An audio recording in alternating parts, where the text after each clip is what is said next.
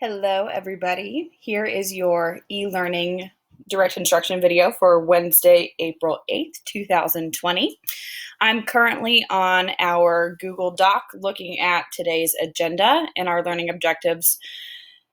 If you've tuned in earlier this week so far, you will see that our learning objectives have changed a little bit since Monday and Tuesday. Today, our goal is that you can explain parts of an argument and you can evaluate an argument's claim, reasoning, and evidence. So by the end of this lesson, our goal is that you know all the different parts of the argument and that then you can evaluate those different parts. If you look through the agenda, you'll notice I have linked in here a video from Jay-Z talking about how rap is poetry.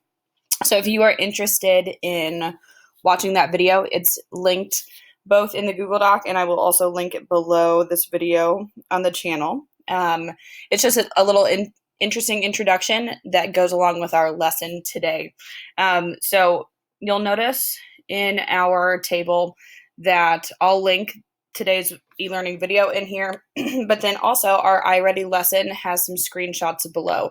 So if you scroll down in the document, you'll see I've just copied and pasted our iReady lesson 18, just like we would do at the teacher table together on a printed out paper. You just have a version here to look at if you need it.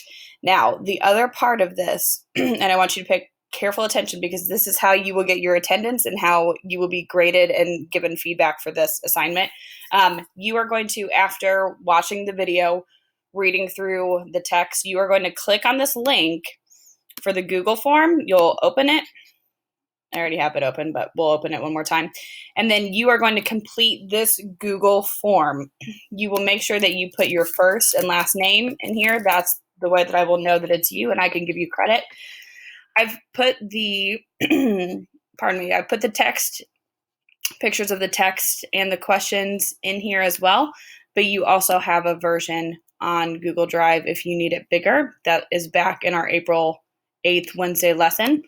So what you're going to do is reread through the text, answer the 2 multiple choice questions, and then once you are satisfied with your answers, you are going to submit the form, and you will be able to see how many out of 2 points that you earned. Each question is worth 1 point. So please make sure, again, that you put your name on it, reread through the text, choose the answer that you think is correct, and then submit your text whenever you're ready. All right, let's get to the good stuff. An argument states an author's position about a topic and tries to get readers to agree with it. If you've looked over the Think Circle lesson, you'll know that the whole purpose of an argument is to convince someone to think, feel, do, or believe something. When you are a reader, it's your job to evaluate, which means judge.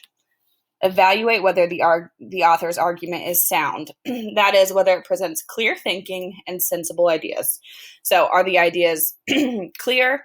Do they make sense? Are they organized, etc.? Begin evaluating an argument by tracing or figuring out how the author has built it. First, identify the author's position on the topic. Position is sort of like what the author feels about the topic. Then study any claims. Claims are statements the author presents as true in order to support his or her position. Again, if you've watched the Think Circa video, this should not come as news. If, however, you have not done the Think Circa lesson and you are just now tuning in for this, it would be a great idea for you to pause the video and to write down these key words in bold and their definitions. Again, claims are statements the author presents as true in order to support his or her position. Also, note any reasons and evidence the author gives to support each claim. So let's look at this example of an argument below. In our first picture, the girl's asking her mom, "Can I have a dog?" In the second picture, mom responds with "Why?" as most parents do. "Why should I let you get a dog?"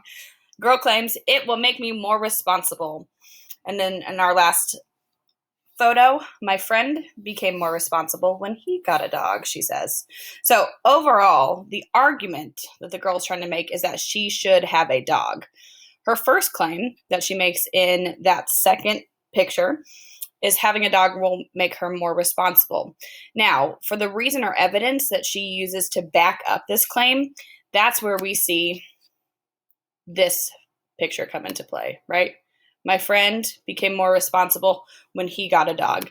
So that would be the evidence that she uses to back up the claim that having a dog will make her responsible, okay? Now, her second claim, or claim number 2, a dog will be a good friend and companion to her. Interesting here because there's nothing directly stated in the little argument story or the photos that would definitely or definitively prove that. So sometimes in an argument, you have to use your own background information. So what is evidence that a dog would be a good friend and companion to her? Well, dogs often spend a lot of time with their owners, just hanging out at home, going on walks, playing in the yard, things like that. So all of that could be evidence that she might use to help make her claim. Now, after you have traced